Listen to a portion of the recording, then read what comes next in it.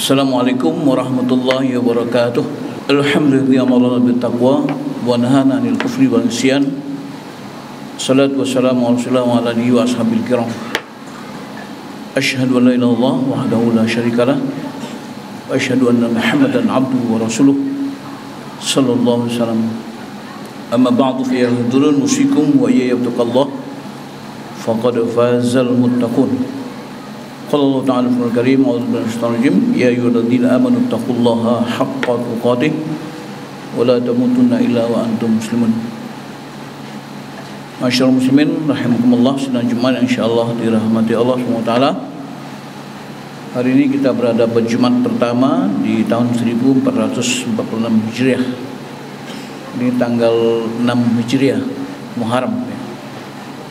Saya ingin mengajak kita semua untuk memaknai Hijriah sebagai sebuah momentum untuk kita berusaha meninggalkan sesuatu yang tidak baik, yang tidak benar, yang batil kepada kebenaran, kepada kebaikan. Karena hijrah dalam arti terminologi, dalam arti yang maknawi, tidak berarti hanya hijratul makani, hijrah tempat, tapi juga adalah hijrah dari satu keadaan yang tidak baik kepada keadaan yang lebih baik. Malah lebih tegas Rasul mengatakan hijrah harus dimaknai dengan meninggalkan perbuatan-perbuatan yang dilarang oleh Allah SWT. Dalam hadis yang cukup kuat yang Sahih Bukhari mengatakan al-muslim man salimal muslimuna min lisanihi wa yadihi wal muhajir man hajara man Allah wa nahu. Orang Islam dia orang yang selamat orang Islam lainnya dengan karena lidahnya dan perbuatan tangannya. Dan orang yang hijrah adalah orang yang meninggalkan apa yang dari Allah SWT. Pada kesempatan khutbah ini saya ingin mengajak kita semua, satu hal yang sangat penting untuk kita tinggalkan adalah sesuatu yang diharamkan Allah, yang menjadi kendala berat besar kita untuk mendapatkan nikmat Allah nanti di surga Allah SWT, yaitu kesyirikan. Musyrik adalah dosa besar yang luar biasa, yang tidak akan dapat ampun Allah SWT dan tidak di akhirat. Karena musyrik itu dianggap sebuah dosa yang sangat besar. Oleh Allah katakan inna syirka la zulmun azim. Syirik itu adalah dosa yang besar. Selama di dunia orang yang syirik, yang musyrik itu akan mendapat ampunan Allah ketika dia bertobat. Kadang-kadang orang-orang tadinya beragama musyrik, menyembah berhala, atau kadang-kadang menuhankan manusia, kemudian setelah bertobat dia masuk pada Islam, maka dia diterima oleh Allah SWT. Yang dimaksud bahwa Allah tidak akan ampuni dosa orang yang musyrik itu adalah nanti di akhirat. Jadi yang katakan Allah la yaghfiru dzunuba ay yushraka bih wa yaghfiru ma duna dzalik, artinya Allah tidak akan beri ampunan kepada orang yang musyrik nanti di akhirat. Kalau di dunia ini orang musyrik kemudian dia sadar, kemudian dia masuk Islam boleh. Maka ada orang yang convert ke Islam, ya itu boleh. Jadi bukan di dunia ini. Artinya kita bertobat di dunia, nanti di akhirat ada. Tapi di akhirat nanti tidak ada kesempatan lagi. Nah, perbuatan haram atau perbuatan dari Allah SWT yang perlu kita tinggalkan itu adalah kemusyrikan. Kemusyrikan yang klasik itu barangkali tidak ada lagi. Tidak ada orang yang percaya hari ini misalnya azimat, tangkal itu nggak ada. Jadi kalau ada orang yang masih percaya dengan dengan pelaris, ya, dia buka toko, buka perusahaan, kemudian datang ke orang pintar minta pelaris biar laku, itu kalau masih ada orang bodoh luar biasa, itu super bodoh itu. Ya, hari ini tidak ada orang yang pengetahuan itu tidak ada batas lagi, orang bisa ambil pengetahuan dari mana saja. Kemusyrikan yang luar biasa kan kemusyrikan kontemporer.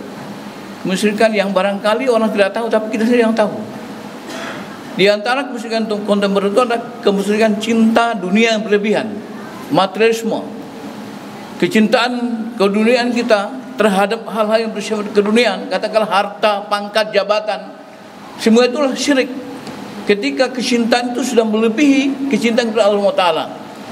Kemudian Allah Taala dalam Al-Quran, dalam surah At-Taubah itu ayat 24 dinyatakan ketika kita, bapak kita, anak kita, keluarga kita, kemudian saudara-saudara kita, istri-istri, kemudian juga harta yang kita cintai, perdagangan kita takut rugi, kemudian juga tempat-tempat tinggal yang mewah, yang indah, Yang Allah katakan ahabbu ilakum minallahi wa rasulihi wa jihadin fisabilih. Ketika semua itu lebih kamu cintai dari Allah dan Rasulnya dan jihad jalannya, maka itu Allah katakan fatarabbasu hatta yati Allah bi amrih. Maka tunggulah azab Allah akan datang. Ini kesyirikan yang luar biasa. Ketika orang mencintai keduniaan, mencintai harta, jabatan, dan semua kemewahan itu melebihi cintanya kepada Allah SWT. Ketika cinta itu melebihi, artinya ketika dia telah mengikuti, telah membentuk karakter yang khusus. Di antaranya ada orang yang katakanlah punya sikap oportunis, ya, yang tiap sebentar bisa ganti partai, bisa ganti ideologi, bisa ganti macam-macam, ya. Oportunis, ketika dia melihat apapun peluang yang dia bisa raih untuk mendapatkan, dia mau meninggalkan ideologi, sehingga tergerus nilai-nilai idealismenya, integritasnya. Maka disebut dengan orang-orang yang sebetulnya dia sudah dihinggapi oleh penyakit kemusyrikan. Derivasinya nanti adalah hedonisme. Mereka menjadikan kekayaan, jabatan, semua itu merupakan dipercayai sebagai sesuatu yang bisa memberikan keselamatan kepadanya dunia dan akhirat. Memang kita semua ini sadar bahwa ya kekayaan, harta itu, uang itu perlu. Segala-galanya butuh uang, tapi ingat, uang bukan segala-galanya. Uang adalah alat, pangkat adalah alat, semua adalah alat untuk mencapai tujuan. Dan tujuan kita sebagai muslim bukan mencapai kemewahan, bukan mencari kesenangan dunia, tapi kita ingin mendapatkan bahagia dunia akhirat. Ini visi kita. Visi kita sebagai muslim adalah visi atina hasanah fid dunya dan hasanah fil akhirah. Kita tidak hanya bicara tentang triple P, tentang profit, tentang pupil, tentang planet, tidak. Kita bicara paradise. Al-Quran kita mengajarkan kepada kita, wabtaghi fima ataqallahu dar akhirah wa la tansa nasibaka minad dunya. Ahsin kama ahsanu ilaik wa la tabghil fasad fil ard innallaha la yuhibbul mufsidin. Kata Allah, carilah dengan apa yang Allah berikan kepadamu kebahagiaan dunia. Itu adalah paradise, surga. Kemudian wa la tansa nasibaka minad dunya, dan jangan kau lupakan bahagia itu profit. Itu keuntungan dunia. Kemudian ahsin kama ahsanu ilaik, itu pupil. Itu adalah orang, masyarakat, manusia. Dan wala tabghil fasad fil ard, jangan kamu cari kerusakan karena itu innallaha ini planet kita jaga, lingkungan kita jaga, alam ini kita jaga. Jangan kita kuras, kita habiskan, kita menjadi tandus, kemudian anak cucu kita belakang hari yang juga berhak hidup di bumi ini menjadi menderita karena kita. Ini dosa sejarah. Oleh karena itu harus kita pikirkan bagaimana kita kelola bumi ini supaya jangan bumi ini menjadi rusak. Jangan kita kuras, kita eksploitasi, kemudian menyebabkan ya orang-orang yang di belakang kita yang juga berhak hidup di bumi ini kemudian menjadi menderita karena kebijakan-kebijakan kita. Sidang Jumat yang insyaallah dirahmati Allah SWT, ini adalah pertama, kecintaan dunia itu juga berbentuk kemusyrikan. Orang yang menjadikan dunia sebagai harta, sebagai tujuannya, sebagai visinya, sebagai grand visionernya, merupakan tujuan besarnya, maka orang itu sudah syirik. Sekalipun dia masih sholat, mungkin masih naik haji berkali-kali, mungkin dia juga umrah berkali-kali, tapi ketika dia telah menjadikan dunia sebagai tujuan akhirnya dan dia mau korbankan apa saja akidahnya, ideologinya untuk dunia itu, dan dia menjadi oportunis ke dunia itu, maka itu namanya syirik kontemporer yang berbahaya. Yang kedua adalah ketakutan.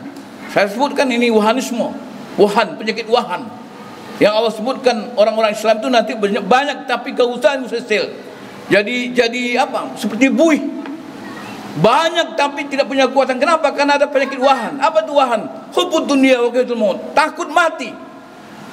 Ketika orang sudah takut mati, takut dengan makhluk melebihi takutnya kepada Allah SWT, maka itu syirik yang besar.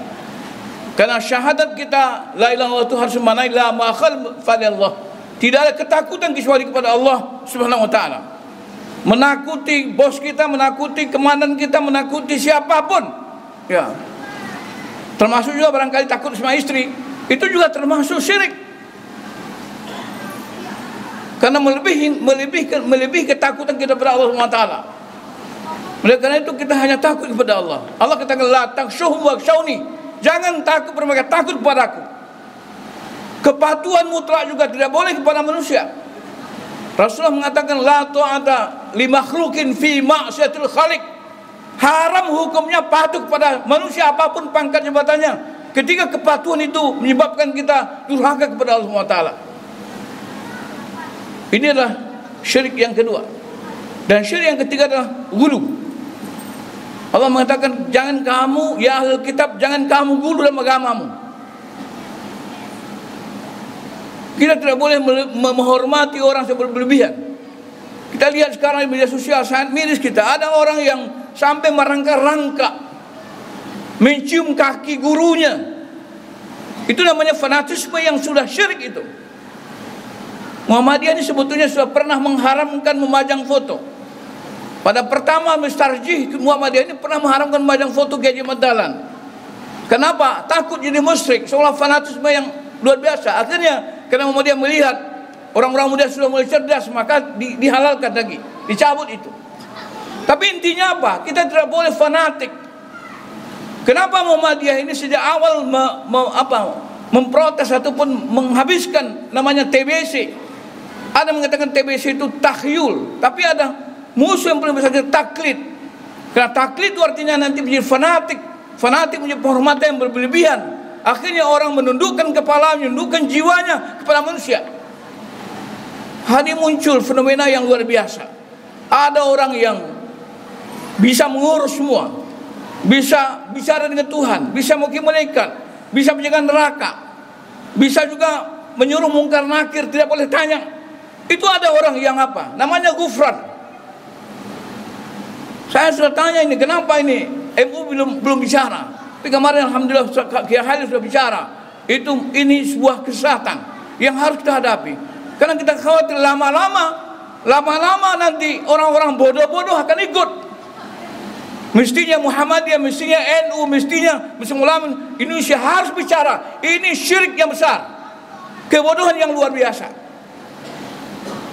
Maka syirik ini yang perlu kita hijrah hari ini. Kita hijrah dari kemusyrikan kontemporer. Barangkali yang gantung zimat tidak ada lagi. Kalau ada masih gantung zimat itu luar biasa. Rasulullah mengatakan man ala qatamimah faqad asyraka. Barang siapa yang menggantungkan azimat di badannya, di rumahnya, di tokonya, itu syirik hukumnya. Tapi yang tiga ini banyak kita yang kena ini.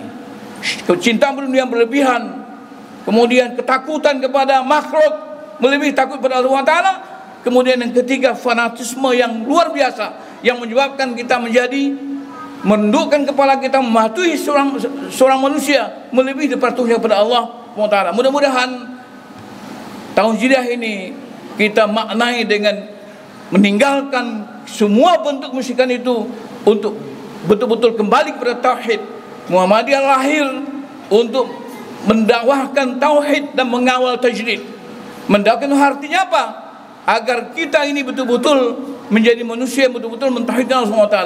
Dalam mukadimah gagasan Muhammadiyah, pokok fikih pertama adalah menyatakan bahwa ketuhanan-Tuhannya hak Allah semata-mata.